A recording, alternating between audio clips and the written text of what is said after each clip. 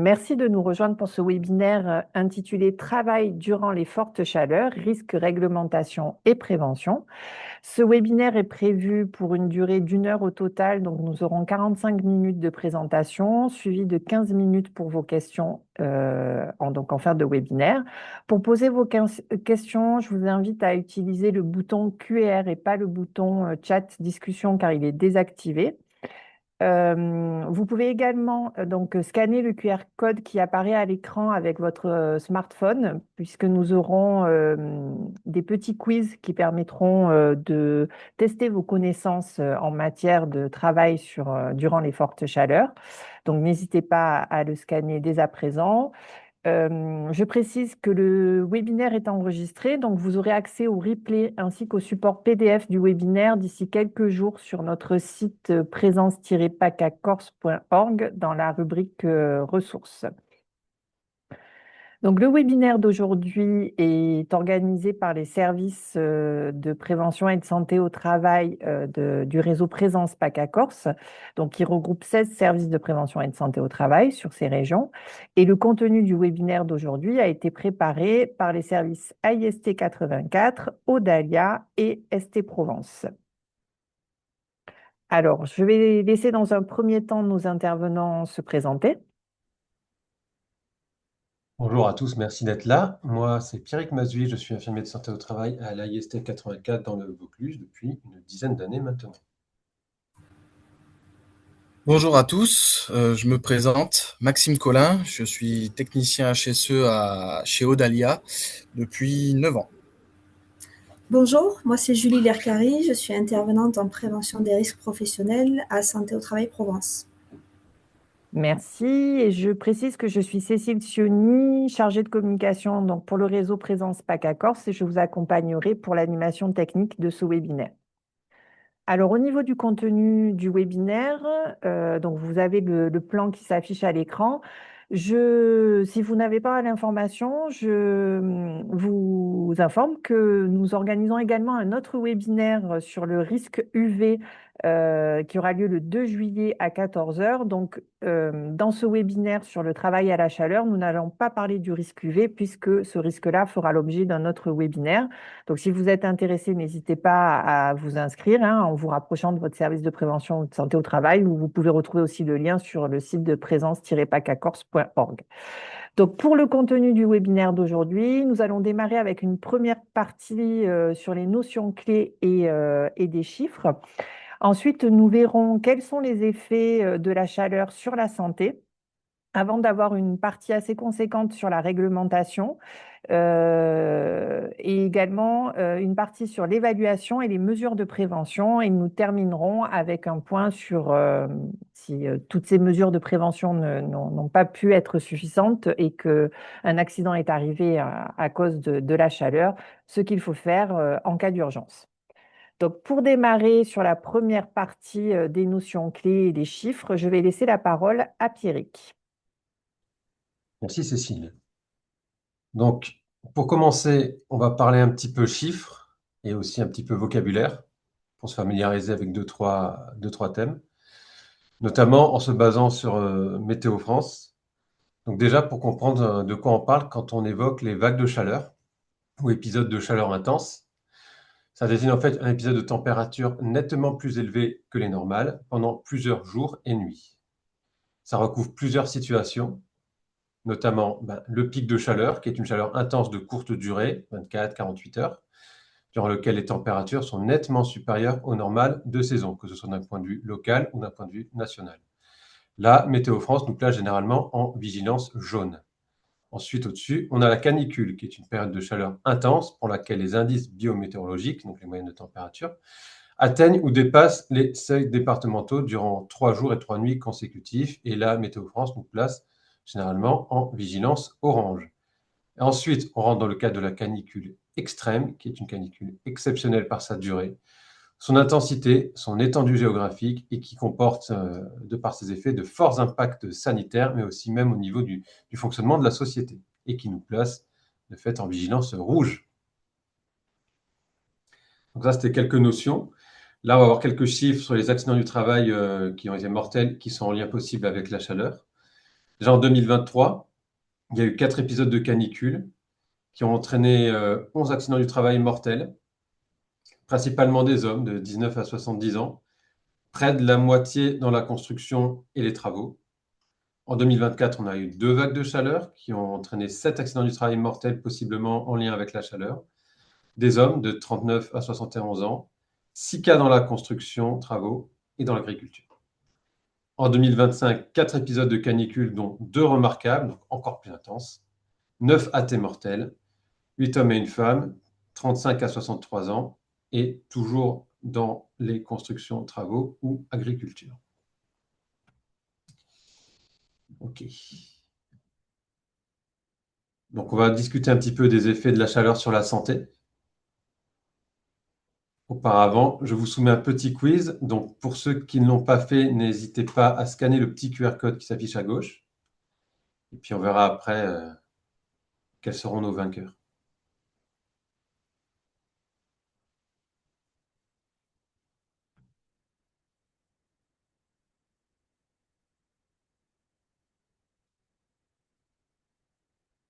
OK.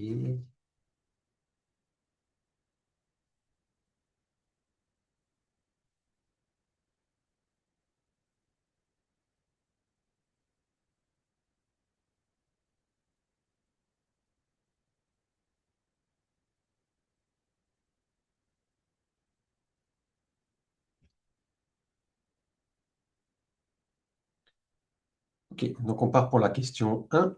Quels sont les premiers signes d'un malaise lié à la chaleur? Est-ce que vous pensez que c'est d'abord frisson et fièvre, ou plutôt fatigue, maux de tête, vertige, plutôt toux, mal de gorge, ou uniquement des douleurs articulaires?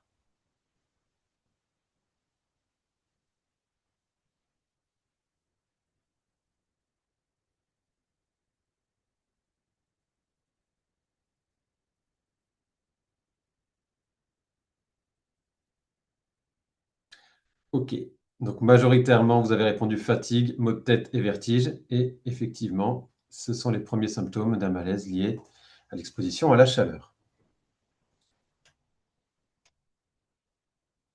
Bravo aux heureux vainqueurs. Vous aurez l'occasion de vous départager par la suite. Il y aura d'autres questions pour d'autres quiz. Donc, les effets de la chaleur sur le corps humain, pour évoquer un petit peu ce sujet-là. L'humain, il faut savoir que c'est un homéotherme, c'est-à-dire qu'il régule sa propre chaleur lui-même, indépendamment des températures extérieures. Néanmoins, il a quand même besoin d'une fourchette confortable, d'une température externe qui soit optimale. Généralement, la température du confort de l'air extérieur pour un être humain, elle se situe dans une fourchette comprise entre 20 et 27 degrés, avec un taux d'humidité qui doit être entre 40 et 60%. Au-dessus de ces seuils, ou en dessous dans le cas des hypothermies par exemple, l'organisme est contraint de s'adapter, d'ajuster son fonctionnement et ses réactions physiologiques en faisant fonctionner différemment son système sanguin, en faisant fonctionner différemment ses poumons, en transpirant et ainsi de suite. Tout ça pour assurer notre défense contre la chaleur et pour maintenir l'équilibre thermique. Pour l'aider, pour faire ces petits réajustements, il existe des dispositifs techniques, des ventilateurs, des brumisateurs d'eau minérale, des vaporisateurs d'humidification, les vêtements et tout un tas d'autres solutions techniques qu'on évoquera par la suite. Sur le corps humain, le corps humain lui-même a ses propres mécanismes, notamment 4, la convection, la conduction, l'évaporation, la radiation. Ce sont des mécanismes un petit peu complexes à expliquer, mais pour faire très simple, la radiation, c'est l'émanation de chaleur par le corps humain. L'évaporation, c'est par exemple la sueur. La convection, c'est les courants d'air. Et la conduction, c'est quand le corps entre en contact avec quelque chose et qu'il y a des déperditions thermiques comme ça. Donc le corps humain dispose de ces mécanismes pour réguler sa température, mais ce ne sont pas des mécanismes qui sont indéfiniment durables, du moins qui peuvent durer longtemps. Par exemple, les vaisseaux cutanés ils se dilatent et le sang il se répartisse vers les extrémités. Mais en faisant ça, le cœur il est obligé de pomper davantage et ça augmente le rythme cardiaque de 10 à 15 pulsations minutes de plus, même au repos. Concrètement, ça veut dire que si déjà vous êtes souffrant du cœur, en vous exposant à la chaleur, vous obligez votre cœur à travailler plus et c'est là malheureusement que certains accidents peuvent arriver. Sous l'effet de la déshydratation, le rein il concentre les minéraux et il a tendance à pouvoir s'encrasser, causant à long terme, sous forte chaleur, des risques d'insuffisance rénale aigus qui peuvent conduire après également au décès.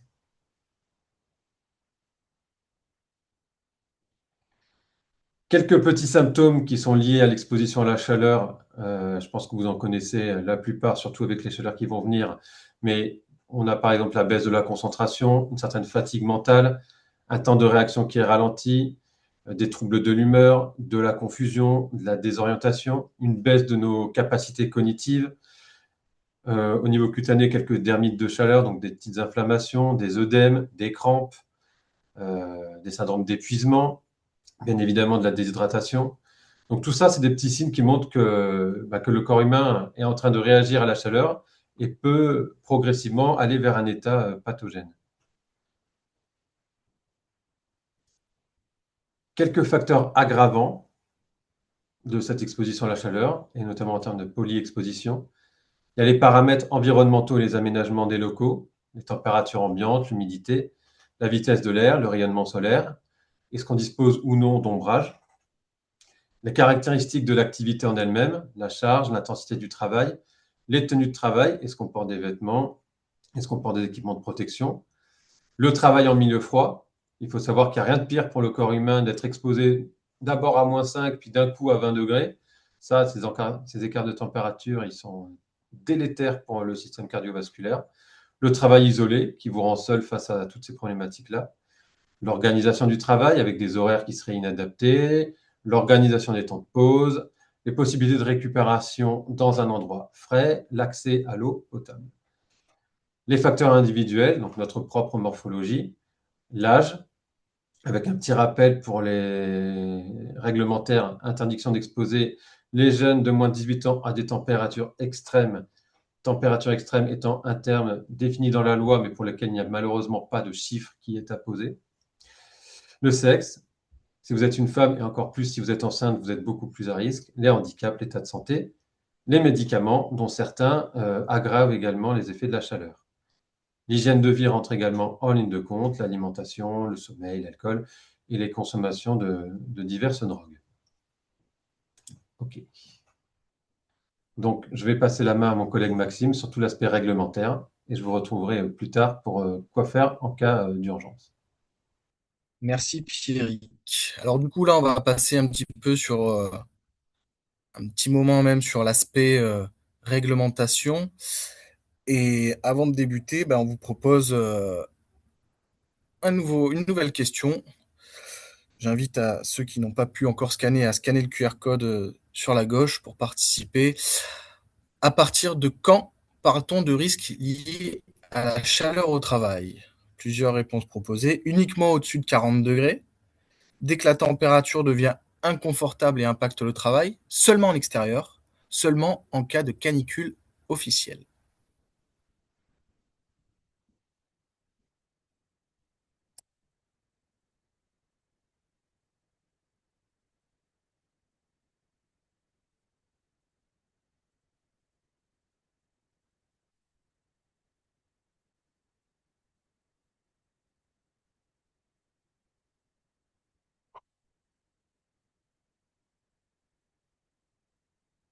Encore quelques secondes.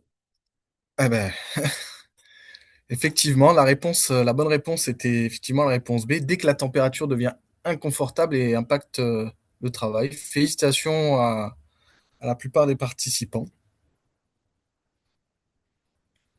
Il n'y a que des gagnants et que des champions.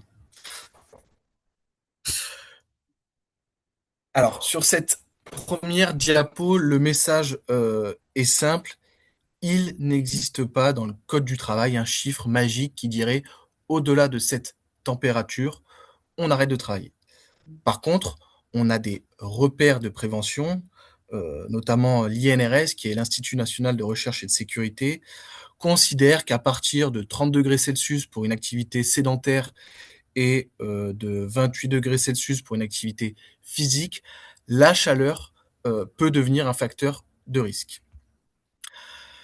Ce qui est important, c'est de ne pas s'arrêter aux chiffres affichés sur le thermomètre. Par exemple, 2 situations à 29 degrés Celsius pourraient être très différentes selon l'humidité, l'exposition au soleil, la tenue portée par le salarié, l'effort demandé ou encore la possibilité de faire des pauses au frais.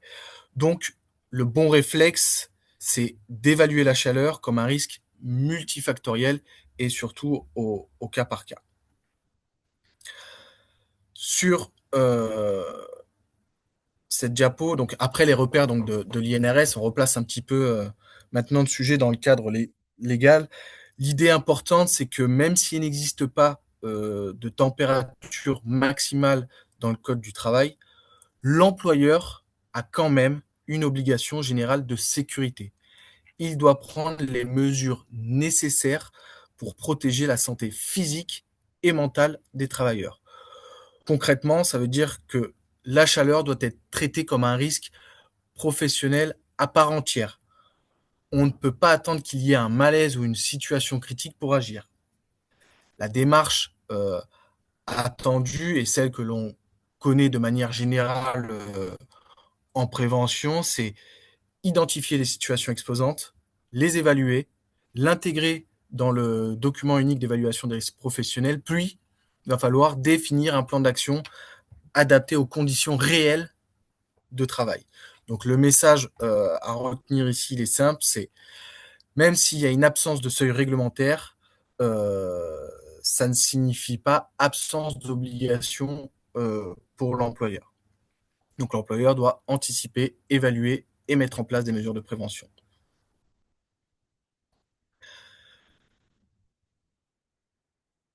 Le décret, alors, est apparu un nouveau décret qui date maintenant d'un an, donc le décret du 27 mai 2025 vient renforcer la prévention des risques liés à la chaleur au travail. Donc, il est applicable depuis le 1er juillet de 2025.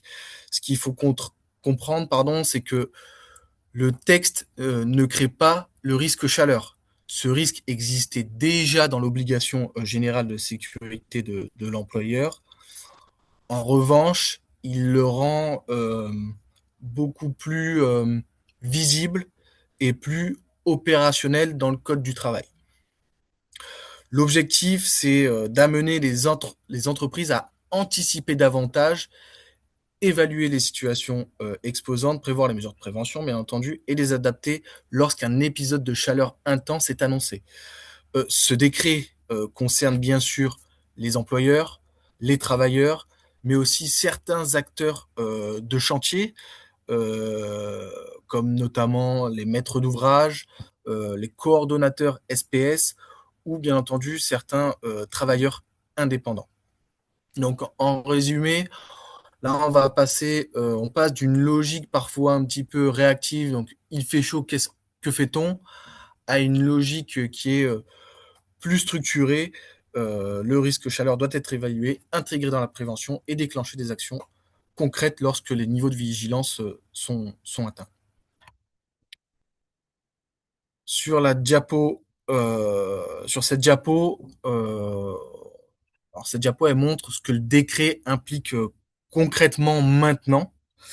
On verrait, il y a plusieurs diapos qui mettent en évidence ça, mais l'employeur donc doit maintenir une température adaptée à l'activité des salariés et à leur environnement de travail, et cela en toute saison. Donc le sujet ne concerne pas seulement l'hiver ou le chauffage, il concerne aussi les périodes de chaleur. Et il doit également mettre à disposition, l'employeur, une quantité suffisante d'eau potable fraîche avec un moyen de la maintenir au frais et à proximité des postes de travail. Pour les postes extérieurs, l'obligation est aussi renforcée. Les postes doivent être aménagés pour protéger les travailleurs des conditions atmosphériques. Les équipements, les EPI, donc les équipements de protection individuelle, devront être choisis en tenant compte de ces conditions climatiques. Donc voilà un peu ce qu'apporte ce nouveau décret sur ces éléments-là. Et ce qu'il y a à retenir, c'est que la prévention de la chaleur doit être intégrée dans l'organisation du travail, les locaux, l'eau disponible et les postes extérieurs et le choix des EPI. Ici, on précise un petit peu le périmètre d'application du nouveau dispositif en cas de chaleur intense. Donc, le point important, c'est que l'obligation de prévention concerne désormais tous, et j'insiste bien sur ça, tous les secteurs d'activité, que le travail soit réalisé en intérieur ou en extérieur. On ne parle donc pas uniquement du BTP ou des métiers très exposés dehors, mais on va aussi parler des métiers tels que sont le commerce, des opérateurs qui travaillent dans un entrepôt, un atelier, voire même des bureaux peuvent être aussi concernés si les salariés sont concernés, exposés à une chaleur intense. Alors, le texte s'appuie aussi sur les niveaux de vigilance Météo France. Jaune, orange ou rouge, dès qu'un épisode de chaleur intense est identifié, l'employeur va évaluer la situation et mettre en place les mesures adaptées.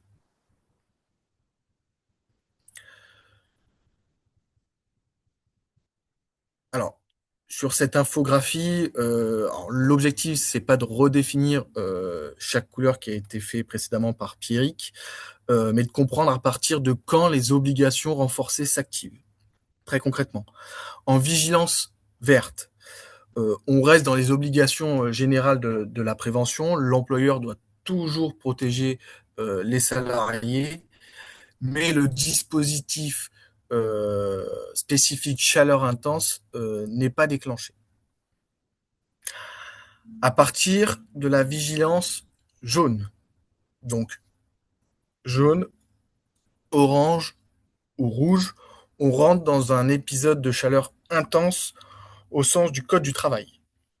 Donc là, l'entreprise doit passer en mode action, c'est-à-dire appliquer des mesures prévues par l'article du code du travail qui est le R4463-3, sachant que c'est une liste non exhaustive de mesures de prévention qu'on vous redétaillera un petit peu plus loin dans la présentation, pardon. Mais très concrètement, qui dit qu'il faut informer les salariés, adapter l'organisation du travail, renforcer l'accès à l'eau fraîche et ajuster les mesures si les chaleurs s'intensifient. Pour le BTP, il y a une particularité en vigilance orange ou rouge. Si la chaleur impose l'arrêt d'un chantier, l'entreprise peut demander une indemnisation au titre du régime des intempéries. Donc c'est assez spécifique pour le secteur BTP.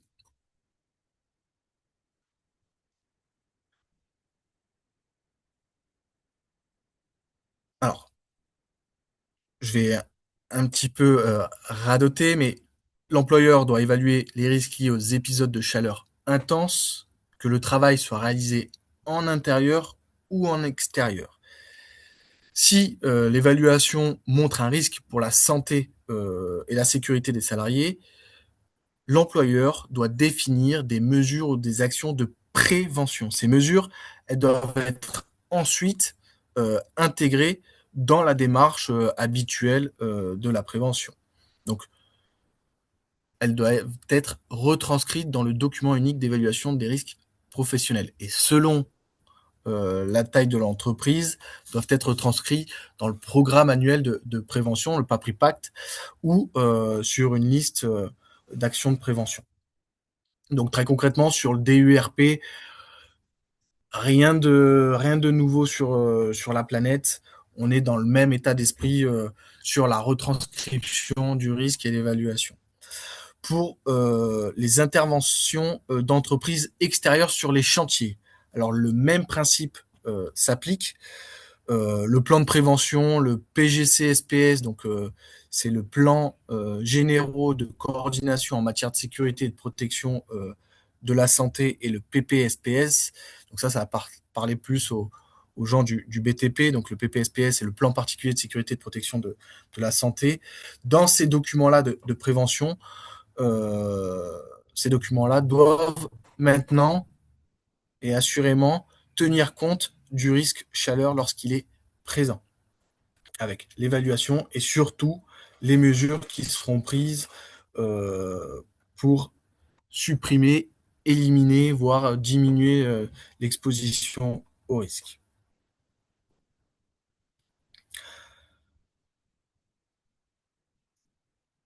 Ce décret du 27 mai de 2025, il impose à l'employeur d'adapter ses mesures de prévention pour les travailleurs vulnérables, que ce soit en raison de leur âge, de leur état de santé. Alors même si l'employeur n'est pas toujours au courant de l'état de santé de ses salariés, mais il devrait le faire en lien avec son service de santé au travail. Alors bien entendu, le médecin du travail dévoilera pas les pathologies des salariés parce qu'ils sont tenus au secret médical, mais peut aider l'entreprise à l'accompagner dans la mise en place de mesures de prévention pour ces personnes plus vulnérables. L'employeur aussi, maintenant, doit également définir des modalités de signalement en cas de malaise, avec une vigilance renforcée pour les travailleurs isolés et bien entendu communiquer ces modalités de signalement auprès de l'ensemble de leurs collaborateurs, de salariés, mais aussi d'envoyer leurs démarches à leur service de santé au travail. Et pour rappel, donc il y a une interdiction d'exposer les jeunes de moins de 18 ans à des températures extrêmes, mais pour rappel, le Code du travail interdisait déjà d'exposer les jeunes de moins de 18 ans à des températures extrêmes.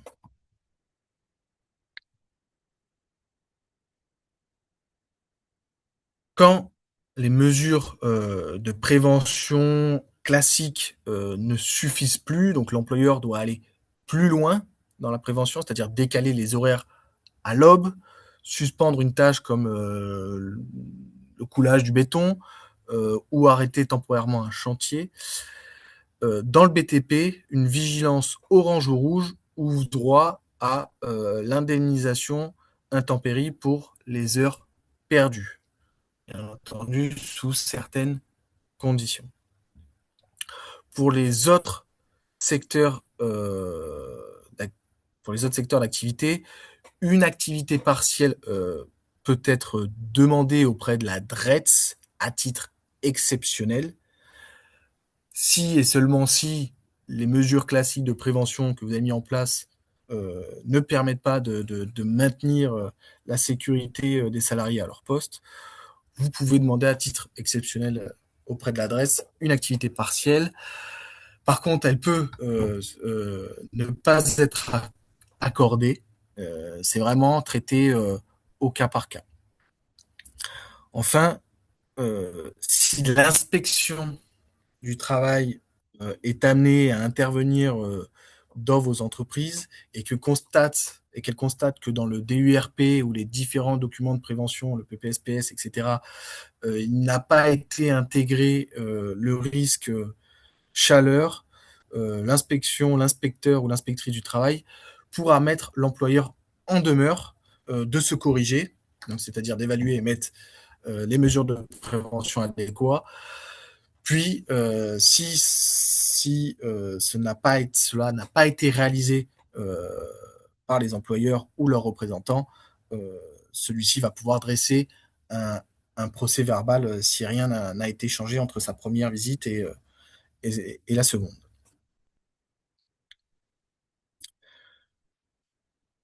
On a voulu faire un petit point aussi sur la pénibilité au travail. Il faut savoir que certains facteurs de risque rentrent dans le compte de pénibilité. Donc, cette diapositive, elle relie les températures extrêmes au compte professionnel de prévention, donc le C2P.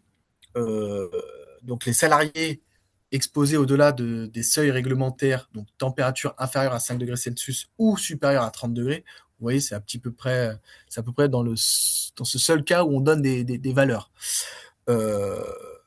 Donc, si on est exposé à 5 degrés, inférieur à 5 degrés ou supérieur à 30 degrés Celsius, pendant au moins 900 heures par an, les salariés peuvent acquérir des points sous condition que l'employeur ait déclaré que ces salariés étaient exposés à ce facteur de risque via la déclaration sociale nominative, donc la DSN.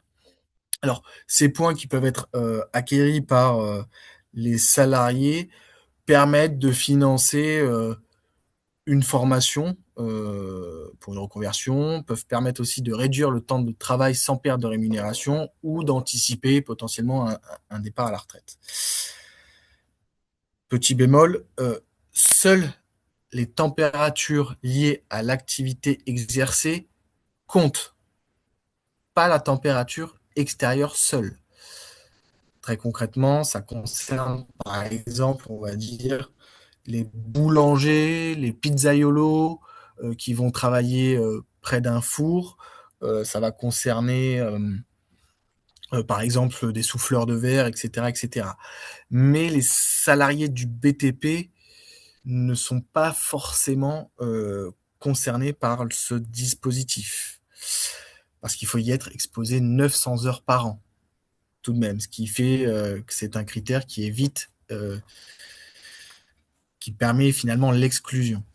Mais si vous avez une question, pour toute question, on va dire, en lien avec le C2P, on vous invite à contacter le numéro public qui est à votre disposition sur la diapo, qui est le 36 82, où ce numéro, vous allez pouvoir, on va dire, décrire la situation dans laquelle se trouvent vos salariés pour ce facteur de pénibilité, et au téléphone, potentiellement, la personne vous répondra si oui ou non déclaration il doit y avoir pour vos salariés.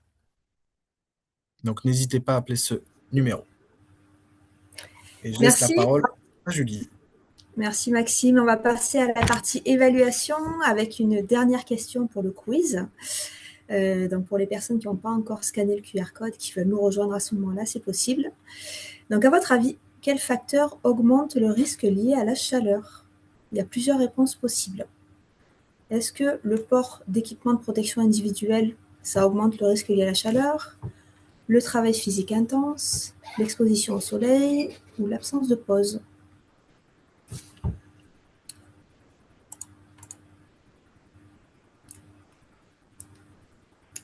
On va voir si on a des réponses et des participants qui se démarquent par rapport à d'autres.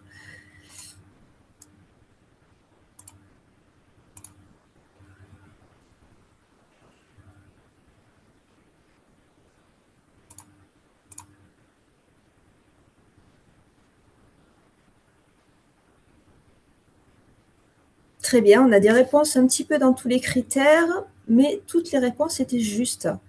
Donc, a priori, tout le monde a parlé du travail physique intense, et c'est vrai, ça va entrer en considération quand on va évaluer le risque, mais toutes les autres réponses étaient justes aussi. Donc, le port de PI, l'exposition au soleil et bien évidemment l'absence de pause. Donc, d'où la complexité quand on va vouloir évaluer le risque, c'est de prendre en compte un certain nombre de paramètres. Donc, félicitations aux personnes qui ont bien répondu à toutes les questions. Donc, pour aborder ce risque-là et pour évaluer les risques, on va s'intéresser, comme dans toute démarche globale de prévention, on va s'intéresser dans un premier temps à des indicateurs. Des indicateurs peut-être, par exemple, l'historique des accidents du travail dans votre entreprise.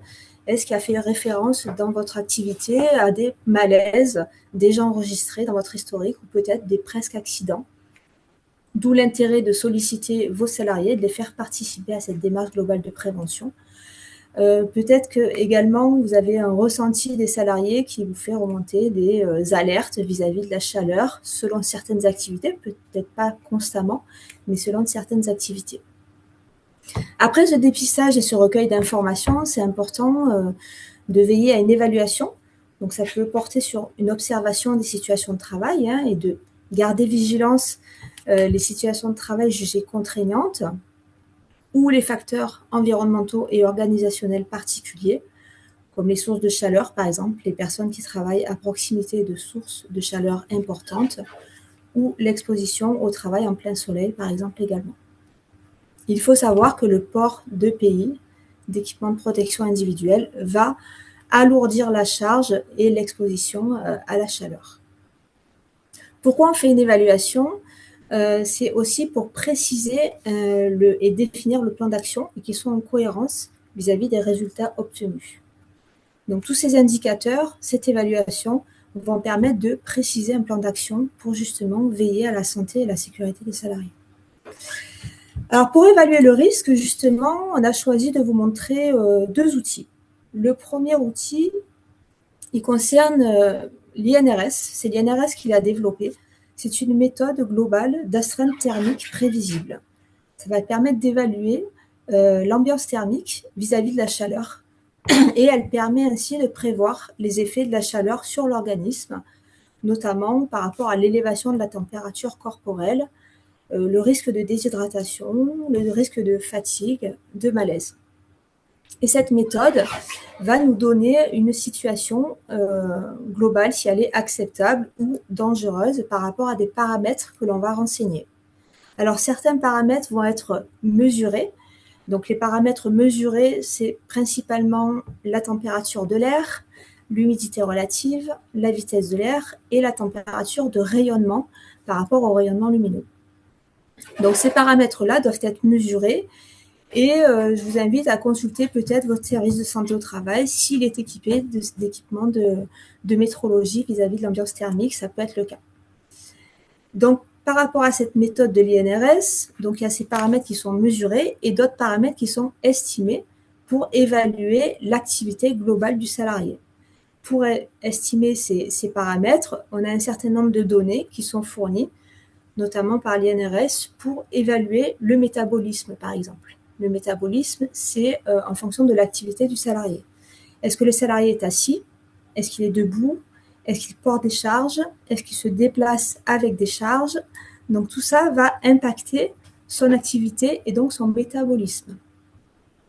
On s'intéresse également, évidemment, au poids, à la taille du salarié pour évaluer l'astreinte physique, l'astreinte thermique.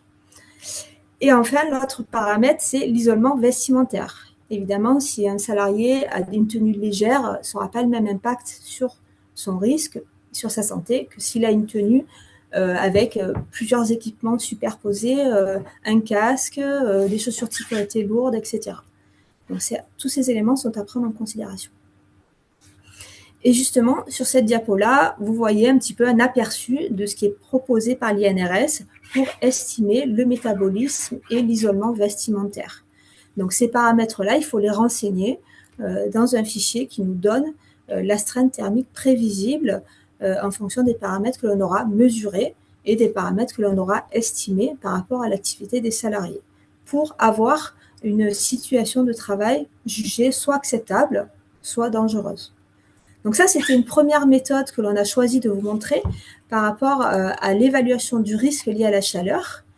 Et la deuxième méthode que l'on a choisi de vous montrer par rapport à l'évaluation du risque lié à la chaleur, c'est une méthode qui nous vient du Canada, qui est faite par l'IRSST, c'est l'équivalent INRS au Canada, et qui nous permet de calculer une température de l'air corrigée en fonction des valeurs d'estimation de température à l'ombre, d'humidité relative, de métabolisme également, de conditions d'exposition également, de charge de travail. Donc, ce sont des petits menus déroulants bien plus simplistes, mais qui nous permet malgré tout d'avoir des indications sur une température de l'air corrigée d'exposition à un salarié. Et le fichier nous donne également, le petit outil nous donne également une consigne d'hydratation qui peut être assez intéressante. Par exemple, de boire un verre d'eau fraîche toutes les 20 minutes. Donc ça peut être un critère à renseigner et à préciser auprès de ces salariés qui soient exposés à ces risques-là. Donc ça peut être, cet outil-là, il est assez pratique et facile d'utilisation et qui peut être mis en œuvre assez rapidement en renseignant simplement la température, l'humidité, les conditions d'exposition et la charge de travail. Donc c'est assez facile d'utilisation. Donc ces deux paramètres-là nous permettent de préciser un plan de prévention, un plan d'action pour essayer de réguler et de maîtriser le risque lié à l'exposition des salariés à la chaleur, d'où l'intérêt de passer donc à cette partie prévention. Donc l'intérêt pour les travailleurs, c'est bien évidemment de limiter leur exposition aux risques liés à la chaleur. Donc on va essayer de s'interroger par rapport aux différentes phases de travail contraignantes, d'essayer de limiter l'exposition.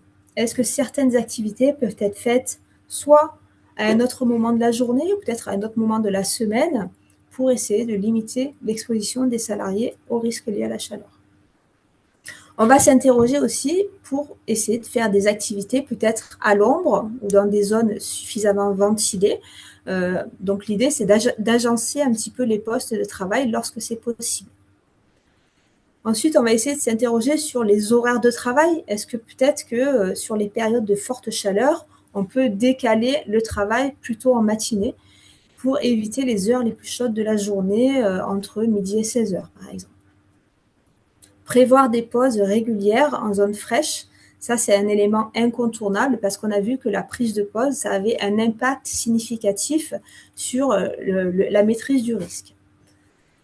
Et enfin, le fait d'essayer de réduire le rayonnement solaire, soit en essayant de masquer par rapport à des films, à des stores, toute exposition au rayonnement solaire, soit en essayant d'avoir des locaux ou des zones de travail suffisamment ventilées et préservées vis-à-vis de la chaleur. Donc ça, c'est un peu, j'ai envie de dire, la méthode globale d'évaluation du risque, des méthodes de prévention, c'est-à-dire on va s'intéresser à la source de chaleur et au poste et à l'activité. Ensuite, l'idée, c'est, alors, bien évidemment, de mettre à disposition des salariés de l'eau potable en grande quantité. On considère qu'environ 3 litres par jour et par personne, c'est nécessaire selon les activités, et de maintenir au frais l'eau lorsque, bien évidemment, c'est possible. Choisir des équipements limitant l'échauffement corporel, réduire les activités physiques si c'est possible. Donc, ça revient aussi au fait d'aménager un petit peu les postes de travail et d'avoir des vêtements respirants et couvrants. Alors, il existe des vêtements réfrigérants, c'est-à-dire ils peuvent être d'ailleurs de haute visibilité pour les personnes qui travaillent en extérieur, qui ont besoin d'avoir des EPI visibles. Il existe des vêtements rafraîchissants. Donc voilà, il existe aussi des petites serviettes que l'on vient mettre sur la nuque pour les personnes qui sont dans des entrepôts logistiques, par exemple, qui ont une charge de travail également importante et dont les locaux ne sont pas suffisamment ventilés. C'est important de se préserver également du risque direct du soleil, mais le webinaire sur le risque lié aux UV vous en dira un petit peu plus par rapport à ça. Et enfin, ce qui est important, ça va être de sensibiliser les salariés, de développer une conduite à tenir en interne avec les managers et la direction de l'entreprise. Que faire en cas de malaise, en cas de problème auprès d'un salarié qui a un coup de chaleur, par exemple? Quelle est la conduite à tenir et surtout de la diffuser auprès des salariés et de bien sensibiliser ces salariés pour justement agir au plus vite. Pierrick vous en parlera tout à l'heure. Et enfin, on a choisi de vous montrer également, de vous indiquer un certain nombre d'exemples d'affiches que vous pouvez diffuser auprès de vos salariés. Donc, des affiches, il en existe beaucoup sur le sujet. Par exemple, des affiches de l'INRS qui permettent de sensibiliser les salariés au travail aux fortes chaleurs, comment se protéger. Donc, il y a tout un site qui vous propose des affiches qui sont téléchargeables, bien évidemment. L'OPP-BTP propose également des recommandations que vous pouvez diffuser à vos salariés pour l'exposition au risque de forte chaleur. La MSA, la Mutualité Sociale Agricole, propose également des outils de sensibilisation pour justement indiquer aux salariés qui travaillent plutôt en extérieur, pour se protéger de la chaleur. Et enfin, le gouvernement, bien évidemment, qui donne un certain nombre de recommandations vis-à-vis de l'exposition à la chaleur, notamment en cas de forte canicule. Voilà. Je vais laisser la main à Pierrick pour la dernière partie de ce webinaire et je vous retrouve pour les questions-réponses. Moi, je vais justement terminer cette partie en parlant des urgences. Que faire en cas d'urgence? À supposer que malgré toute votre bonne volonté, il y ait malheureusement ce type de phénomène qui arrive. Déjà, la première des choses à savoir et à faire, c'est repérer en amont les signes qui peuvent alerter. Déjà, à supposer que vos salariés sont dans une température extérieure compris entre 20 ou 27 degrés. Les petits signes qui montrent qu'ils commencent à faire un coup de chaleur, ça peut être des signes d'irritabilité, de fatigue, d'épuisement, des crampes, des malaises, les signes de la déshydratation. Et il y a également tout un tas d'effets sur la performance, sur la sécurité, du fait d'une diminution de la concentration, de la vigilance et une perte d'efficacité dans les gestes. Tout ça augmentant aussi le risque d'accident. Au-delà de 28 degrés ou de 30 dans les bureaux, il y a beaucoup plus de risques d'avoir un coup de chaleur, hyperthermie. Et là, les petits symptômes qu'on peut retrouver, c'est des essoufflements, des transpirations abondantes, une fatigue intense, des vertiges, des vomissements, des troubles du comportement qui peuvent aller jusqu'à des délires, de la convulsion, voire un coma, qui lui-même peut occasionner des décès dans 15 à 25% des cas. Donc on est sur une urgence vitale, le coup de chaleur, et il faut savoir comment agir. Je vous donnerai après quelques tips. Si la température ambiante est chaude, supérieure à 33 degrés et surtout humide, supérieure à 70% d'humidité, les mécanismes de dissipation de la chaleur finiront par être débordés et l'organisme peut alors très rapidement progresser vers ce fameux coup de chaleur. Donc qu'est-ce qu'on fait dans ces cas-là? Il faut agir vite, il faut agir bien. Déjà, on met la victime à l'ombre. Quand vous êtes en extérieur, ça peut être par exemple sous des arbres, ça peut être sous une toile, ça peut être sous une bâche. Le plus important, c'est d'isoler la personne de ce qui provoque la chaleur. En parallèle, d'appeler les secours, 15, 112, 18, et ensuite de refroidir d'urgence la victime. Pour ça, vaporiser de l'eau tiède ou fraîche dessus, retirer ou à défaut desserrer les vêtements qui sont superflus pour permettre à la personne de retrouver sa respiration, faire voir la victime si elle est consciente ou à défaut essayer d'humecter les muqueuses, les lèvres avec un mouchoir d'eau froide, une compresse d'eau froide. Faire souffler de l'air, puisque c'est l'air qui permettra de dissiper la chaleur via la transpiration avec un ventilateur ou à défaut avec n'importe quoi qui permet de faire de l'aération. Et d'appliquer des tissus humides là où passent les gros vaisseaux artériels, notamment au niveau du cou et des aisselles, pour refroidir le plus rapidement la personne. Et vous aurez de toute façon dans tous les cas des exemples de conduite à tenir via les différentes adresses mail qu'on vous a données précédemment. Et je vais laisser ensuite la parole à Maxime pour ce qui est de la conclusion.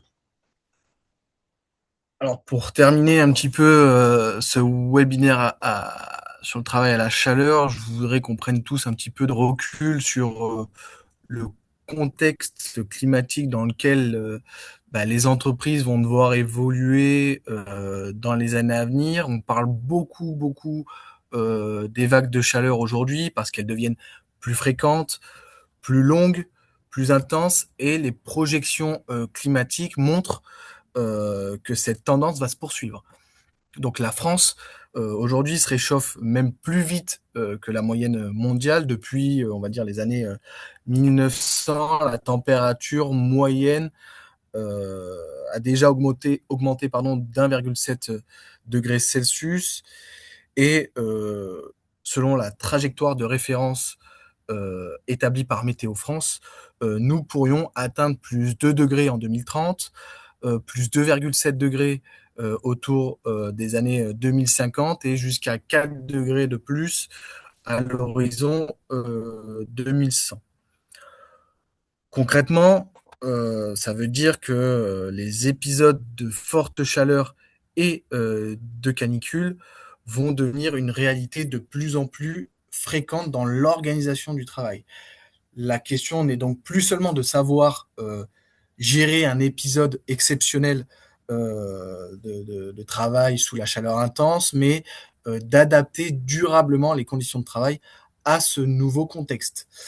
Et ça pose des questions qui sont très concrètes pour les entreprises, c'est l'aménagement des locaux, les horaires, l'organisation des chantiers, l'accès à l'eau, les équipements, la prévention des risques, mais aussi l'anticipation dans vos futurs projets. C'est exactement ce que finalement marque le décret du 27 mai 2025. Le risque chaleur intense, n'est plus considéré comme un événement ponctuel, mais comme un risque professionnel durable et qui doit désormais s'intégrer pleinement dans la démarche de prévention des entreprises. Et c'est probablement l'un des plus grands enjeux de santé au travail de ces prochaines années. Ça va être de travailler sous des fortes contraintes en termes de température. Merci beaucoup à nos intervenants. Alors, avant de passer à vos questions, donc je vous rappelle que vous pourrez poser en utilisant le bouton Q&R. Je vous rappelle que vous aurez à disposition le replay de ce webinaire ainsi que le support PDF d'ici quelques jours sur notre site présence-pacacorse.org dans la rubrique ressources en utilisant le petit moteur de recherche avec le filtre. Il suffira de sélectionner type de document webinaire. Donc maintenant, on peut passer à vos questions si vous en avez. Donc n'hésitez pas à poser des questions sur le contenu du webinaire, et notamment puisqu'on s'apprête à vivre d'ici les prochains jours encore un épisode de chaleur intense sur toute la France et y compris dans notre région. Vous avez peut-être des questions. Voilà, n'hésitez pas, profitez-en. Il nous reste encore quelques minutes avant de clôturer le webinaire, donc vous pouvez poser vos questions. Et je vois que on a une première question qui nous demande sur le travail en bureau, s'il y a une panne de la climatisation, est-ce qu'il y a des recommandations? Alors, est-ce que l'un de nos intervenants veut répondre à cette question assez précise? Bon, merci pour cette question. Moi, j'aurais tendance à dire qu'il faut évaluer le risque comme toute situation de travail, c'est-à-dire essayer de faire une estimation de la température et en mesure de prévention. Alors, parce que là, le métabolisme, en général, dans un travail de bureau, il est assez réduit, parce qu'on est souvent sur un travail assis. Et pour évaluer le risque, il faut s'intéresser aussi à l'activité des salariés. Donc, au-delà de l'activité des salariés qui paraît assez réduite, il faut s'intéresser aussi à l'environnement de travail. Et en cas de panne de clim, on peut faire un relevé de température et en matière de prévention des risques, essayer de ventiler les locaux, de mettre à disposition de l'eau fraîche, de faire des pauses dans des endroits peut-être plus frais des locaux. Voilà, ça va être ça en fait. Après, si vous attendez une autre peut-être d'autres recommandations de droit d'alerte, droit de retrait. Je ne pense pas qu'on se situe dans ce cadre-là, mais plus pour la partie réglementaire, il faut peut-être se renseigner auprès de l'inspection du travail pour cette partie-là. Ok, merci Voilà, beaucoup. j'espère avoir répondu à votre question. Merci Julie. Je vois que j'ai une personne qui demande si elle peut avoir une attestation de formation. Alors, ce webinaire n'est pas une formation, hein, c'est un webinaire de sensibilisation et d'information. Donc, par contre, si vous avez besoin d'une attestation comme quoi vous avez bien assisté au webinaire, vous pouvez envoyer une demande sur l'adresse mail que vous avez eue avec le mail de confirmation d'inscription, donc qui est contact@présence-pacacorse.org et on vous fera parvenir dans ces cas-là une attestation. Une autre question. Est-il obligatoire réglementairement ou recommandé de mettre en place un plan canicule? Alors, dans les textes, un plan canicule, c'est pas comme ça que c'est forcément euh, établi, du moins nominativement, c'est pas appelé comme ça, mais effectivement, si, comme on rappelle le décret et le code du travail, pour des épisodes où on sait qu'il va y avoir des fortes chaleurs, l'entreprise, avant que ces épisodes de chaleur n'interviennent, doit déjà anticiper et programmer, par exemple, les chantiers qui seraient réalisés en extérieur, ils doivent anticiper les préparations de ces chantiers, les différents types d'activités qui vont engendrer, on va dire, métaboliquement pour les salariés, une activité contraignante physique. Il va falloir les programmer effectivement dans les périodes les plus favorables en termes de température dans la journée. Donc effectivement, en fait, ça s'appelle pas un plan canicule. En fait, vous devez le mettre en place et le retranscrire finalement dans votre DUERP, dans le document unique d'évaluation des risques professionnels. Si vous anticipez tout là-dedans, normalement, a priori, il ne doit pas y avoir de problème. Et bien entendu, sachez que votre DURP euh, doit être accessible à l'ensemble de vos salariés. C'est-à-dire que vos salariés doivent avoir accès, d'une quelconque manière que ce soit, à ce document unique pour savoir quels risques auxquels ils peuvent être confrontés dans leurs activités. D'accord, merci beaucoup Maxime. Une question sur le transport, sur le secteur du transport de marchandises. Une personne qui demande si on a l'obligation de fournir tous les jours de l'eau aux chauffeurs. Donc en période de forte chaleur, je suppose. Alors, alors, oui, je suppose que ça va être en période de forte chaleur. Oui, l'employeur a l'obligation, c'est retranscrit dans le décret, euh, à ce que les salariés aient accès à de l'eau potable et fraîche pendant ces périodes-là. Et à défaut, s'il n'y a pas accès à un robinet, enfin, ou à un point d'eau, on va dire, l'employeur a l'obligation de fournir 3 litres d'eau fraîche par jour pour chaque salarié. Ok, c'est très Le clair. décret ne cible pas un secteur d'activité plus qu'un. Oui, oui, oui, ça concerne toutes les entreprises. Il y avait une question, plus technique sur les vêtements rafraîchissants dont Julie a parlé tout à l'heure, savoir s'il y avait des études sur l'efficacité de ces vêtements-là, si Julie, tu en avais connaissance. Alors, alors moi, j'ai pas trouvé d'études objectives. Il en existe des subjectives par les marques, évidemment. Effectivement, on peut se poser la question. En revanche, moi, j'ai déjà eu de retours de salariés, notamment en logistique et dans le transport, qui utilisent des serviettes rafraîchissantes et qui en sont très satisfaits.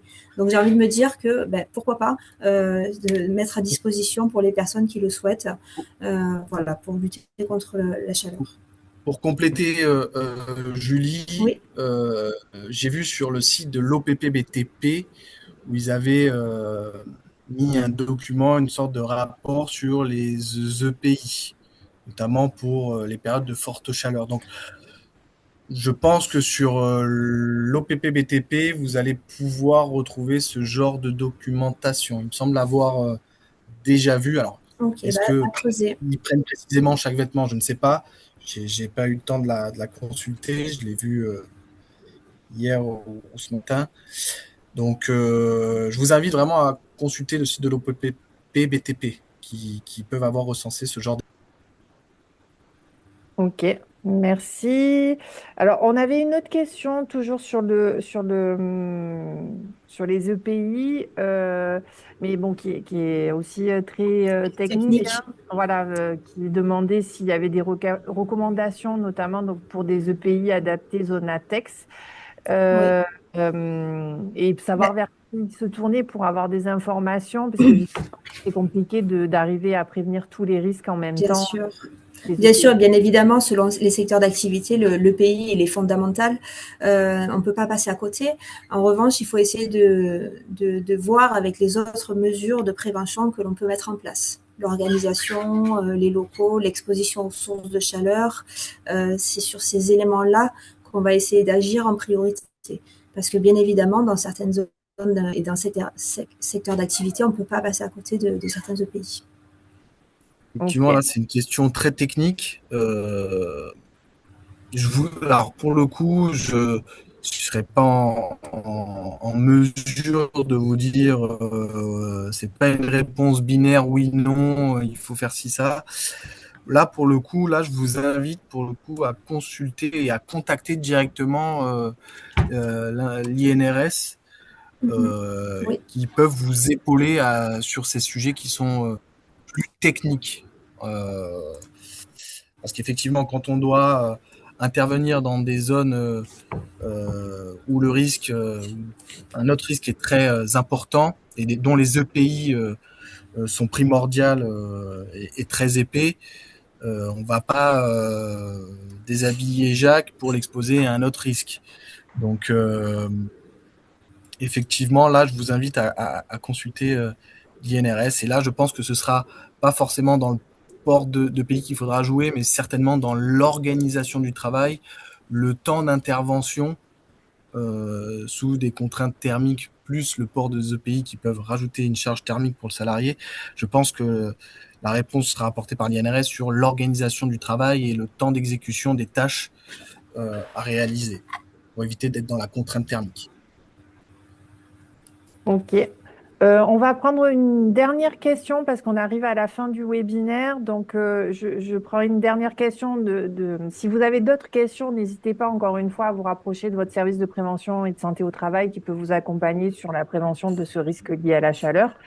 Et donc, pour terminer, une dernière question, à savoir toujours dans les bureaux, s'il faut obligatoirement, mettre à disposition des fontaines à eau si un point d'eau est déjà disponible à proximité.